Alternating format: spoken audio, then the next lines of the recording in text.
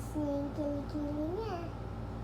Tapos naamoy ng judge. Sabi niya, panalo to, panalo to. Tapos naamoy ng African. Tapos sunod na yung Japanese. Tapos Japanese hindi na naligo ng 5 days. Tapos mas mabaho sa kanya. Panalo to. Sabi niya, tapos amoy niya. Tapos Pinoy hindi naligo ng 12 days. Mas mabaho. Mas mabaho. Inuwi niya. Tapos